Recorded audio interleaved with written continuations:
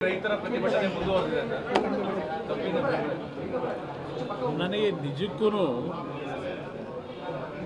ಈ ಸರ್ಕಾರದ ಬಗ್ಗೆ ಒಂದು ಕಡೆ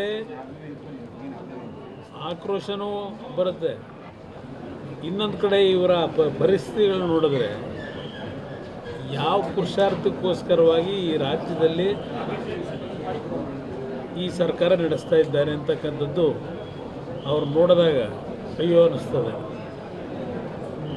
ನಿಜಕ್ಕೂ ಹೇಳ್ಬೇಕನ್ನೋದು ಈ ರಾಜ್ಯದಲ್ಲಿ ಸುದೀರ್ಘವಾಗಿ ಇತ್ತೀಚಿನ ರಾಜಕಾರಣ ಮಾಡ್ತಕ್ಕಂಥ ನಾಯಕರಲ್ಲಿ ಬಹುಶಃ ಸಿದ್ದರಾಮಯ್ಯನವರೇ ಸೀನಿಯರ್ ಮೋಸ್ಟ್ ಲೀಡರ್ ಇದ್ದಂಗಿದ್ದಾರೆ.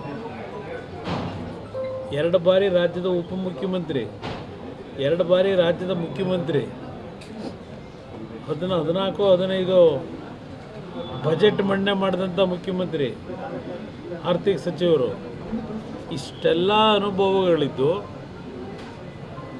ಇವತ್ತು ಉತ್ತರ ಕರ್ನಾಟಕದ 5-6 ಜಿಲ್ಲೆಗಳಲ್ಲಿ ರೈತರು ಕಳೆದ 8-9 ದಿನಗಳಿಂದ ಪ್ರತಿಭಟನೆಯನ್ನು ಬೀದಿನಲ್ಲಿ ಮಾಡ್ತಾ ಇದ್ದಾರೆ. ಹಲವಾರು ಭಾಗದಲ್ಲಿ ರಾಷ್ಟ್ರೀಯ ಹೆದ್ದಾರಿಗಳನ್ನು ಬಂದ್ ಮಾಡಿ ಈ ಮುಖ್ಯಮಂತ್ರಿಗಳಿಗೆ ಕನಿಷ್ಠ ಇಂಥ ಪರಿಸ್ಥಿತಿಗಳಲ್ಲಿ ಯಾವ ತೀರ್ಮಾನಗಳು ಮಾಡಬೇಕು ಅಂತಕ್ಕಂಥದ್ದಕ್ಕೆ ಅವ್ರಿಗಿರ್ತಕ್ಕಂಥ ಅನುಭವದಲ್ಲಿ ಸಾಧ್ಯ ಇರಲಿಲ್ವ? ಏನೋ ಇವತ್ತು ವಿರೋಧ ಪಕ್ಷಗಳ ಕೆಲವು ಪ್ರಮುಖರಿಗೂ